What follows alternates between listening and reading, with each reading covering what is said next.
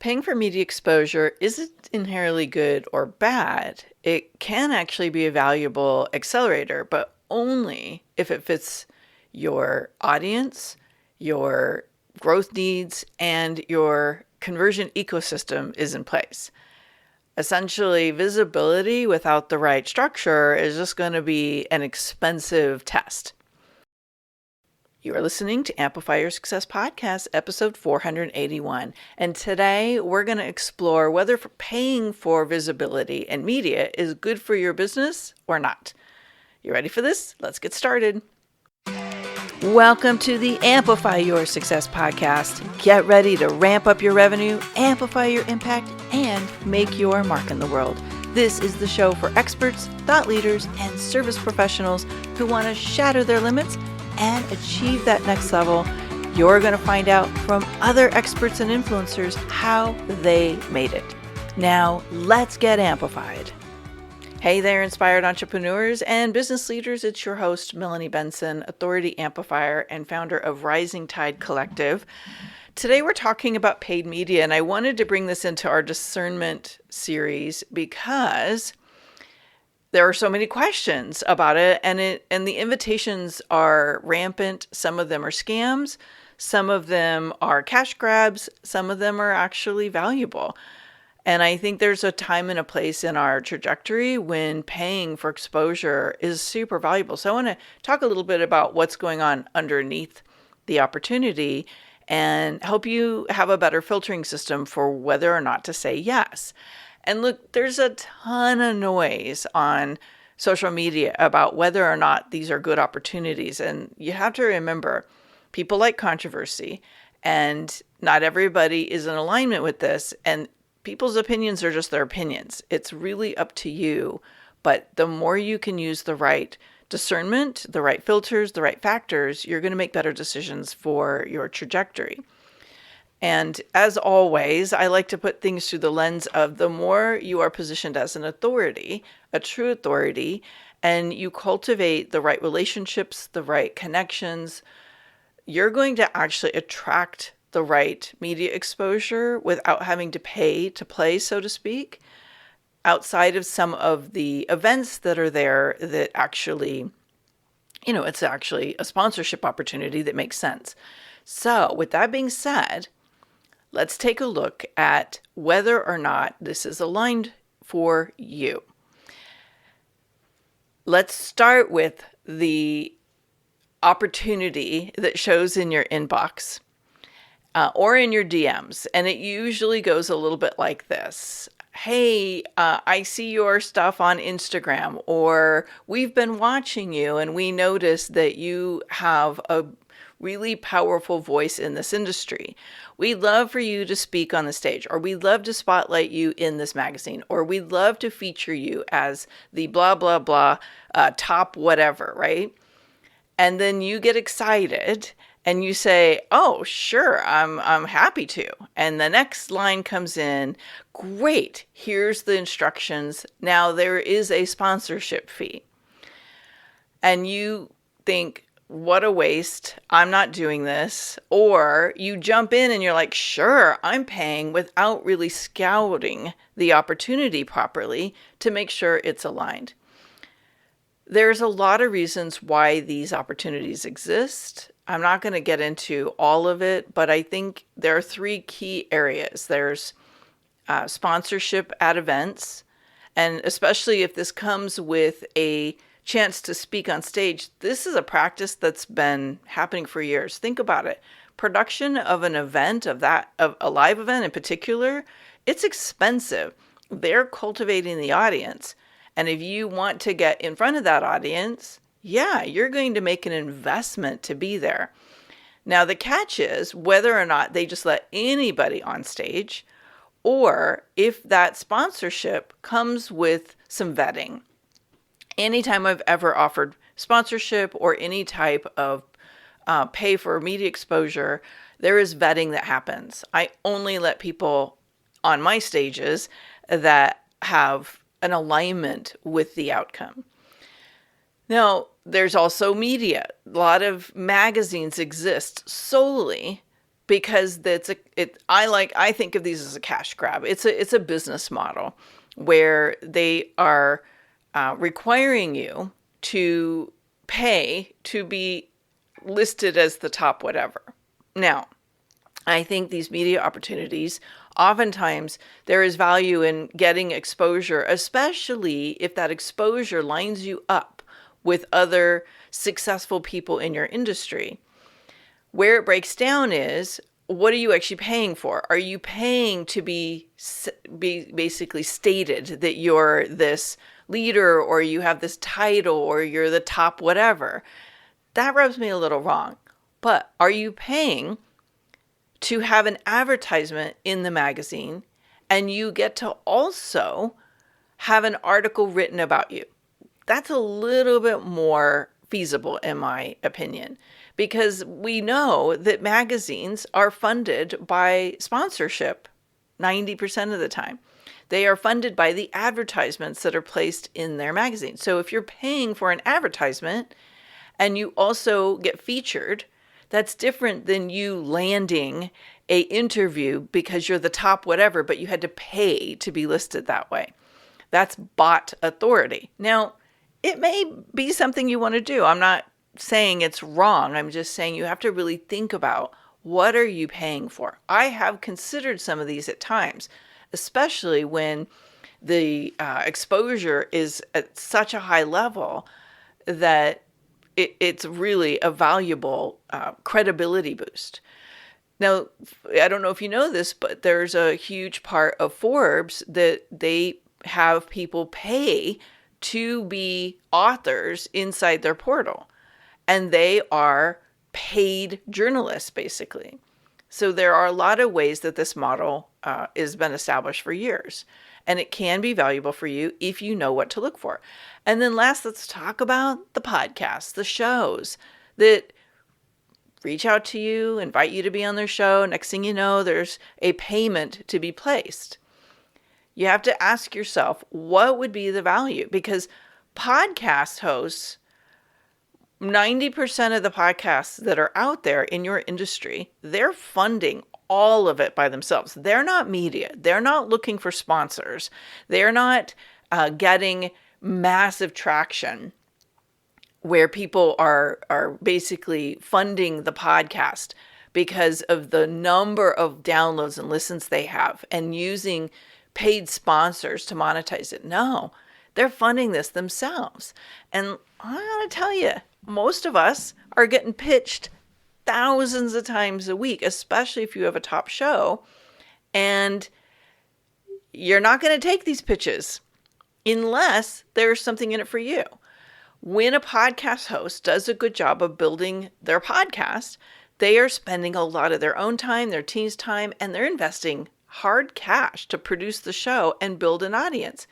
If somebody just wants to waltz in there and leverage that, most podcast hosts do not need guests. They need reach and they need revenue.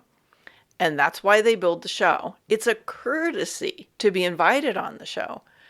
And so many podcast hosts are looking at how do they extend an investment to be on their show to help cover the cost of production so they don't drop into pod fade or have to close the show.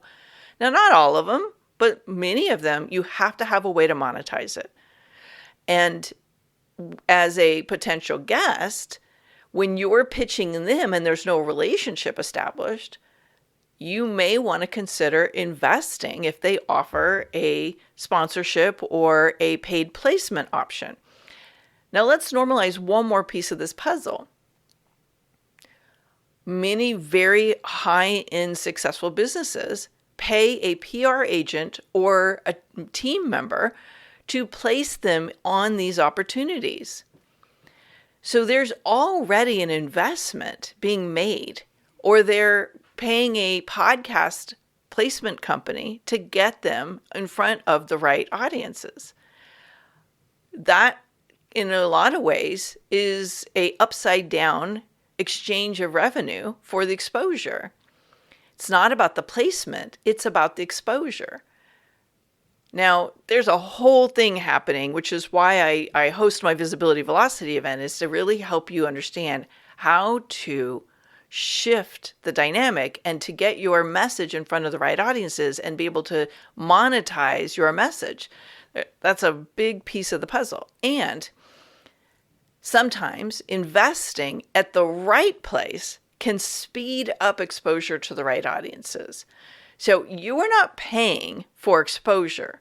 What you're really doing is paying or investing for access to a new audience with borrowed credibility. And getting your message in front of the right audiences, that's where you speed up sales, collaborations, and new clients. But there are 3 key factors that I really think have to be looked at before we even go any further. And I want you to just think about these for a minute before we move on. Have you, as the business owner, established a marketing budget to acquire new leads? If not, we got to stop right there and we got to look at what you're doing. Yes, you may be in cash constraints. You may have never realized, oh, I actually need a marketing budget. Yes, you do. You need to establish a certain amount of revenue that you're willing to invest in the right places to acquire new leads.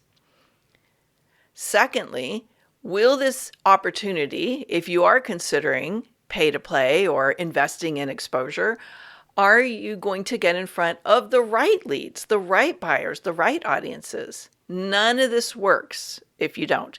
And general exposure is like throwing a needle in a haystack and hoping that the needle can be found. It's not your best investment. You want targeted, aligned. And now here's the third piece. If I am going to move forward on this and I'm saying yes, do I have a way to convert those leads into buyers? Or am I just hoping that they feel my energy and go, oh, I need to work with so-and-so. I need to work with them. I need to hire them. I need to buy this. I need this, whatever it is that you offer. That hope may or may not be enough to get the buyers in the door. And this is when I do visibility to profit diagnostics, which is my way that I help you assess what's really going on. This is the number one reason why people are not monetizing their exposure. They don't have a path or even the right first step. So let's go a little bit deeper into some of the things to look at. There's 4 key metrics that you need to evaluate if you're going to say yes, or you're considering saying yes. And the first one is alignment. I ask a lot of questions, and it's interesting how many times, and this comes up for me mostly with podcast interviews and media that they're pitching me. And some of it's been pretty interesting. I'm like, maybe. And then I dig in and I'm like, nope, it's not a good fit. So you have to ask yourself, who is the audience that this visibility opportunity is going to get you in front of? And is this my actual buyer, or is it really a general room? Is it people who are able and have the affluence or the revenue or the capacity to invest at the level that you charge? Do they have awareness of their problem? Right? You may or may not be able to understand all of that, but if you look at previous episodes or editions of the magazine, or who's been on those stages, or who else is curating the room for that event, you can start to get familiar with other people and what they're bringing to the table, and whether or not there is a buying pool that's worth exploring here. And another thing is to think, especially if you're dealing with more of a corporate or B2B market, are these the decision makers in this space or in this room? Or are they people who are at a different stage of ownership and they won't be able to bring any revenue to the table because they're the end user, not the buyer? So these are some things to get curious about and to really look at, because audience alignment in any opportunity to share your message, that's what's going to move the needle. But I go a little bit deeper, especially with like if somebody's having an event and I'm considering sponsoring the event. I want to know, well, how many people are going to be in the room? What is the exposure in that event? And is there anything that, is there anyone else that's going to have any kind of overlap in what I'm selling? Because I don't want to be competing for their attention in the room. If I'm looking at a podcast, I'm going to look at what else is being conversated on that platform. And does the host have the same thing that I do, or is there complementary? Like, are they creating and generating the problem I solve? Because I don't want to be in competition for the audience's attention from the host themselves. And you have to look at, and this is really key with the podcasts and the YouTube channels and things like that. If you're going to pay for exposure, what is that host doing to give you an audience? Now, there's what the downloads are, but there's the reach and of the exposure of the episode, and both of them are valuable. And if they've got a good marketing system, it could very well be a good use of your time. And I have had people over time pay for a sponsorship on the show, and the sponsorship gets them an invitation to be interviewed. And they have gotten great traction. My show has a pretty loyal download list and a pretty heavy following. And we do a lot to grow the reach of the episodes. But if you've got a podcast where they don't actually distribute it, there is no social media assets, and you're not doing anything and they're not doing anything to actually grow the reach of it beyond that first step, I don't know if it's really worth it. You have to ask yourself, is the podcast episode reach itself without any marketing enough for you to say yes to it? So if they're just showing up with the podcast, hoping that the organic search is going to boost it, I don't know. That's not what I would pay for. But if they're doing a massive visibility campaign, if they're going to promote it multiple times, if they're running ads to it, that's different. Just know that a podcast host charging for exposure does not mean that they have built an audience. You have to ask the questions. How many downloads? How do you market it? What assets do we get? How many times are you going to promote the episode? Are you giving me a copy of the assets? So am I going to get the raw file that I can do stuff with, right? So what else is available to you?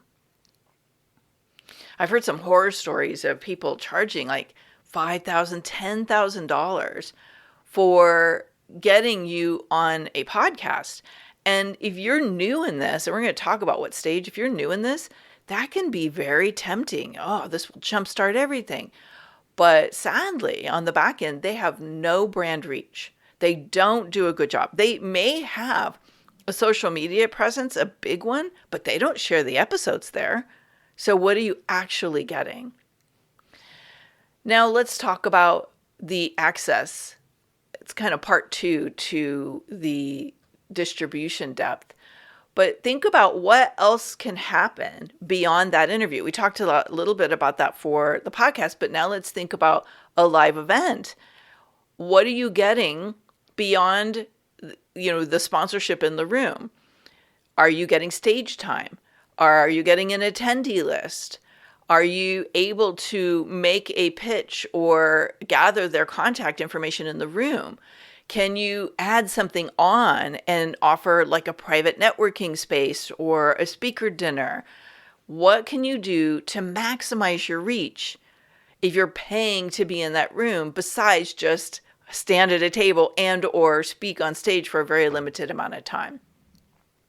If you're not able to capture leads, if you're not able to move that attention outside of the room itself, it may or may not be worth it. And sometimes what you're doing is you're investing in the relationship with the host and you're nurturing that because stuff is happening outside of the room. That's one thing. But pay attention to what else you can do to maximize the return on your investment.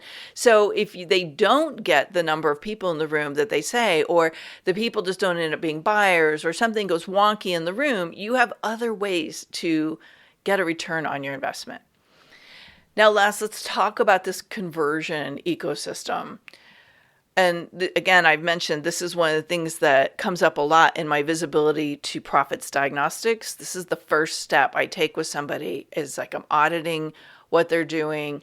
We're looking at their impact. We're looking at how well they are able to deliver a compelling set of talking points that should be moving people into action. And then we look at conversion. Like, what is your process for converting someone who's interested into a lead that you're nurturing and or a buy, right? Like, you need a buyer. And if you don't have a clear offer, you don't have clear talking points, you don't have frameworks, you don't have like a first step that really kind of matches what you're talking about, and you don't have a way to nurture people, this is probably not exposure that's going to monetize well. But again, you have to decide what's worth it for you. If you just need to start building momentum, sure, you might want to invest in exposure.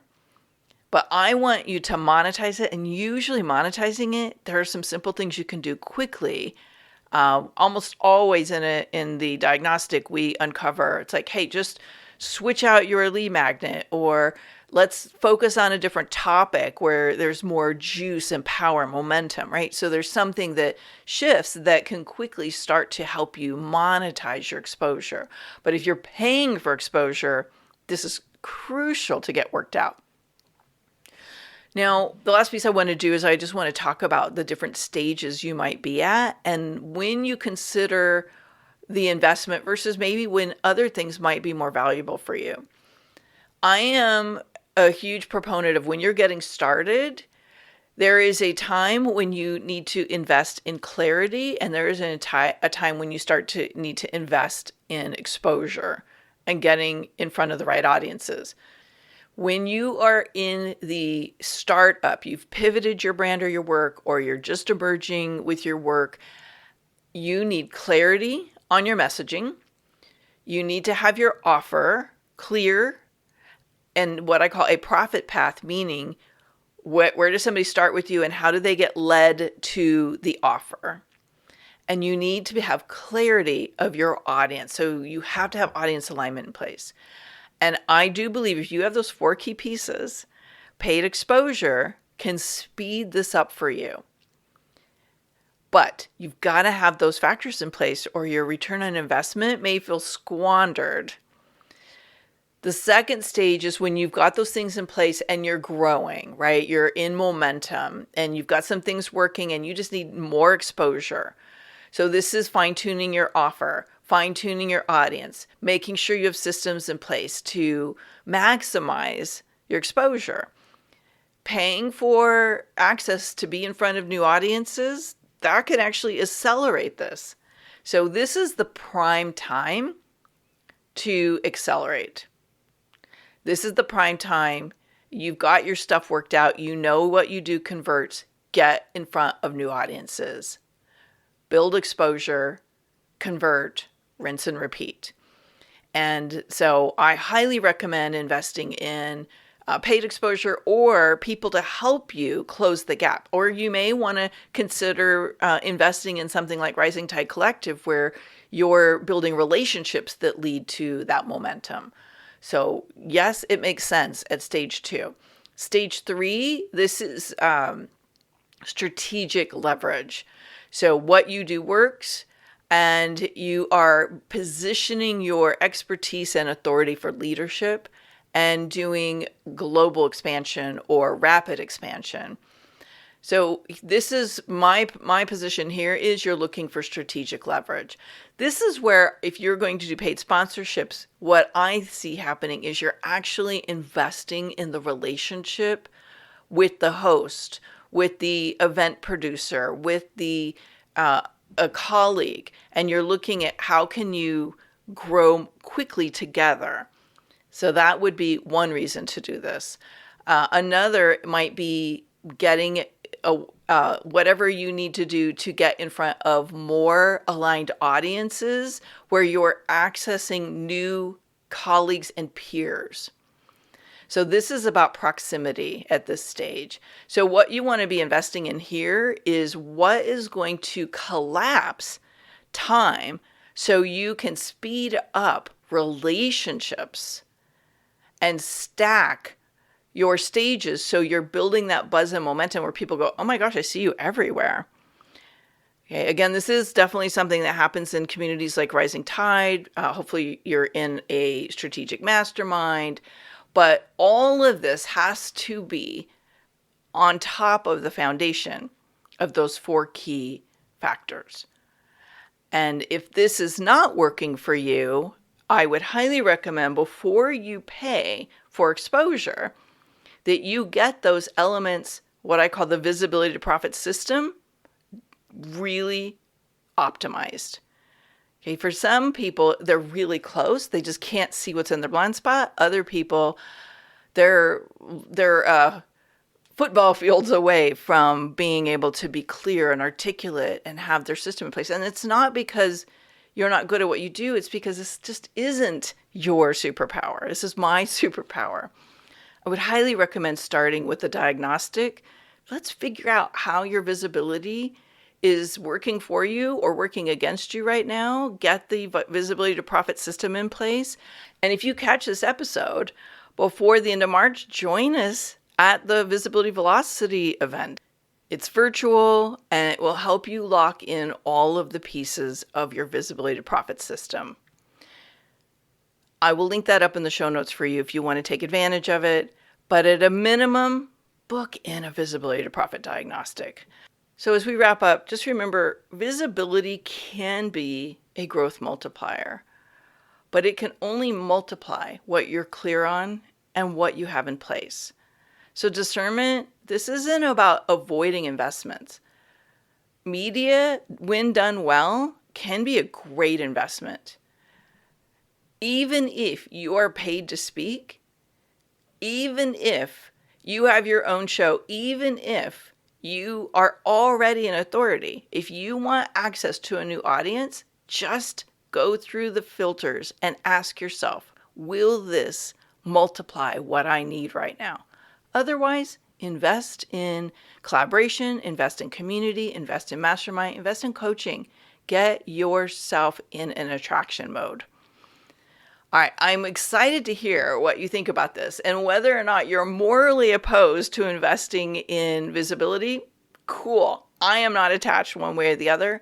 I simply wanted to give you a path where it might make sense at the right stage of your business.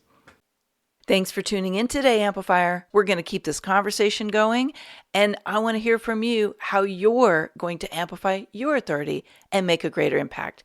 Before you go, please take a minute to give our show and our guests some love over on your favorite podcasting platform. Subscribe, rate, and review. Leave your full name, and I'll spotlight you and your authority on social media.